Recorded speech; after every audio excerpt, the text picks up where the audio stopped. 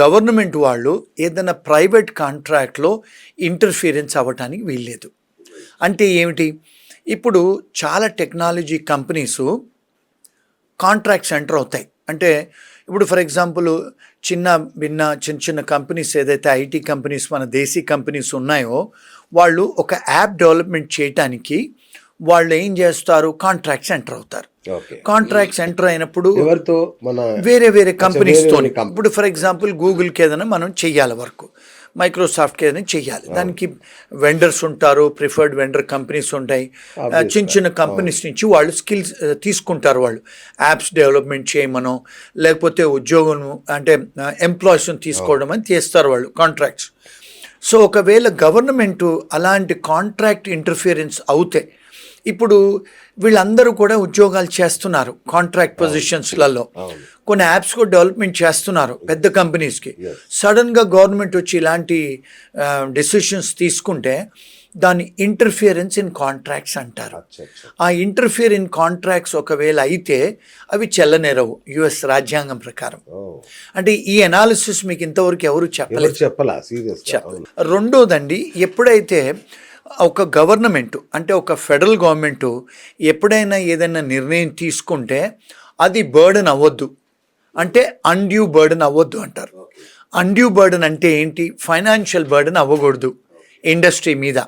ఎప్పుడైతే అక్కడ ప్రెసిడెంట్సే కానీ అక్కడ స్టేట్ గవర్నర్సే కానీ ఏదైనా నిర్ణయం తీసుకుంటే, ఏదైనా డిసిషన్స్ తీసుకుంటే అది అన్డ్యూ ఫైనాన్షియల్ బర్డెన్ అవ్వకూడదు ఎవరి మీద, వ్యాపారాల మీద.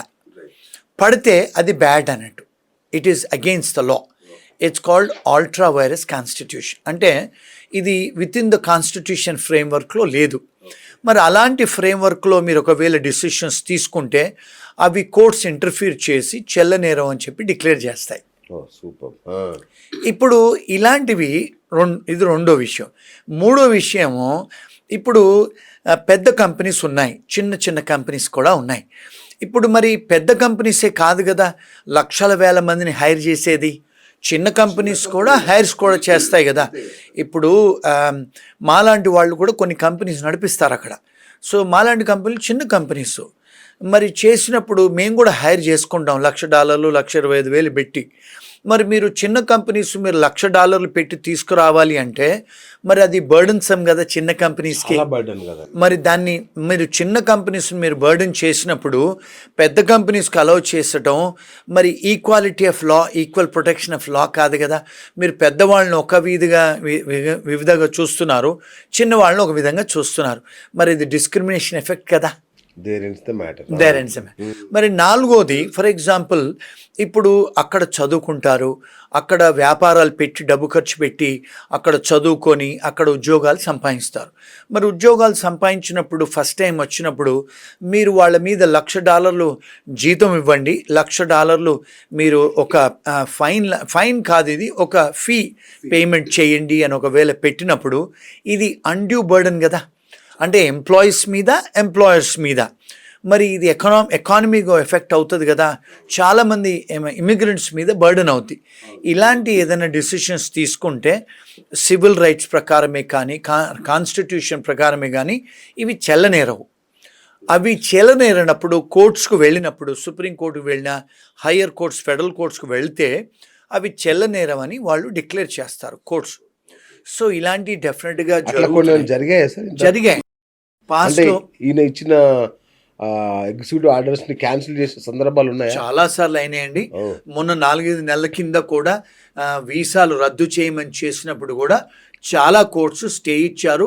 అవి రద్దు అంటే వారు ఇచ్చిన ఎగ్జిక్యూటివ్ ఆర్డర్ అప్పుడు వచ్చారు కదా, అన్ని వీసాలు స్టూడెంట్ వీసాలు ఎవరైతే తాగి పట్టుబడతారో, క్రైమ్స్ ఉన్నాయో, వాళ్ళ సెవిస్ టర్మినేట్ అయిన వాళ్ళని ఈ వీసాలు క్యాన్సిల్ చేయమని గత 4-5 నెలల కింద మనం ఇండియన్ స్టూడెంట్స్ చాలా అంటే హ్యూ అండ్ క్రై ట్యాంట్రమ్, ఇంకా చాలామంది వచ్చేసారు కూడా వీసాలు రద్దు అవుతాయి.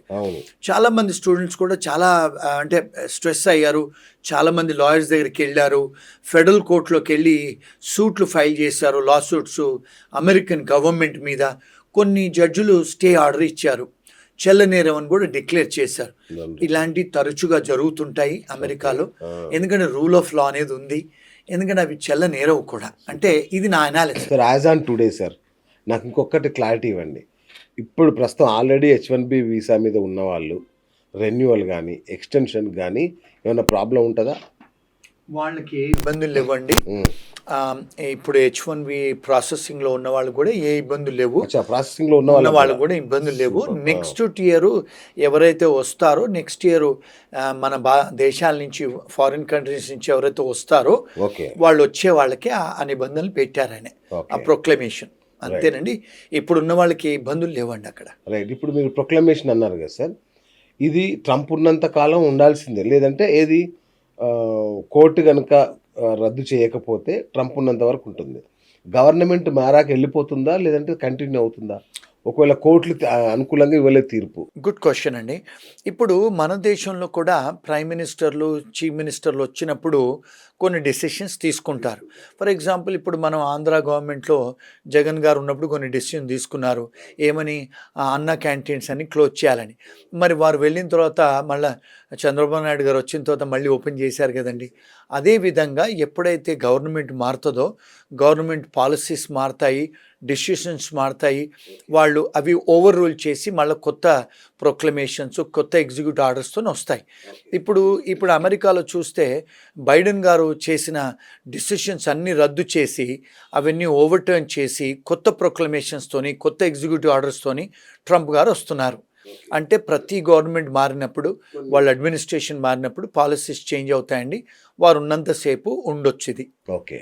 Right sir. National interest exemption అని ఇంకొకటి చెప్పారు. సో ఏంటి అది ఓన్లీ నోబెల్ లారెట్స్‌కేనా? లేదంటే పెద్ద పెద్ద కంపెనీల వాళ్ళకేనా? అందరికీ వర్తిస్తుందా అది? ఇది ఇంట్రెస్టింగ్ క్వశ్చన్ అడిగారండి. నేషనల్ ఇంట్రెస్ట్ వేవర్ అంటారు దాన్ని. నేషనల్ ఇంట్రెస్ట్ వేవర్ అంటే ఏమిటి అంటే అమెరికా గవర్నమెంట్కి మీరు ఒకవేళ పనికి వచ్చేవాళ్ళు అవుతే, అంటే నోబెల్ లారియట్సే కాదు, ఎవరైతే వరల్డ్ ఫేమస్ సింగర్స్ ఉంటారో, వరల్డ్ ఫేమస్ ఆర్టిస్టులు ఉంటారో, వరల్డ్ ఫేమస్ స్పోర్ట్స్మెన్ ఉంటారో, ఆర్టిస్టులే కానీ లేకపోతే సైంటిస్టులే కానీ ప్రపంచవ్యాప్తంగా కొన్ని ఇప్పుడు ఫర్ ఎగ్జాంపుల్ ఆర్టిఫిషియల్ ఇంటెలిజెన్స్లో మన దగ్గర కూడా కొన్ని ఇన్వెన్షన్స్ చేశారు. అలాంటి వాళ్లకు వాళ్ళు ఏం చేస్తారంటే ఇప్పుడు మీరు మా దేశానికి ఇప్పుడు ఫర్ ఎగ్జాంపుల్ ఏదైనా మీరు కోవిడ్ కనుక్కుంటారు, మీరు కొన్ని క్యాన్సర్ డ్రగ్స్ కనుక్కుంటారు. ఇలాంటి సైంటిస్ట్ ఎవరైతే ఉంటారో ఇప్పుడు నాసా సైంటిస్టులు వాళ్ళు ఉంటారు కదా, వాళ్ళు ఎవరైతే దేశానికి ఉపయోగపడతారో వాళ్ళు ఏం చేస్తారంటే నేషనల్ ఇంట్రెస్ట్ వేవర్ అనేది ఇస్తారు. వేవర్ అంటే ఏంటి? మేము వాళ్లకు వేవ్ చేస్తాము, అన్ని కండిషన్స్ చేసి మీకు మేము పచ్చ కాగితాలు గ్రీన్ కార్డ్స్ ఇస్తాము, మా దేశాలకు రండి అని ఒక ప్రొవిజన్ ఉంది. యుఎస్లో కానీ, ఇంగ్లాండ్లో కానీ, ఆస్ట్రేలియాలో కానీ, కెనడాలో కూడా. అంటే ఇప్పుడు ఫర్ ఎగ్జాంపుల్ మన దేశంలో కొంతమంది సినిమా యాక్టర్లు ఉన్నారు. షారూఖ్ ఖాన్ లాంటి వాళ్ళు, అమితాబ్ బచ్చన్ లాంటి వాళ్ళు కూడా గ్రీన్ కార్డులు ఇచ్చారు అమెరికా వాళ్ళు. కొంతమంది స్పోర్ట్స్మెన్స్ ఉంటారు, కొంతమంది చెస్ ప్లేయర్స్ ఉంటారు. అలాంటి వాళ్ళు వరల్డ్ ఫేమస్ ఎవరున్నా కూడా ఇప్పుడు పద్మవిభూషణ్ అలాంటి వాళ్ళకు కూడా పిహెచ్డీలు చేసి కొన్నిసార్లు పోస్ట్ డాక్టరేట్ చేసి సైంటిస్టులు కూడా అప్లికేషన్ పెట్టొచ్చు. మా ఫర్మ్ నుంచి మేము అలాంటి వాళ్ళకు చాలామందికి ప్రాసెస్ చేశాము, ఇప్పించిన సంఘటనలు కూడా ఉన్నాయి.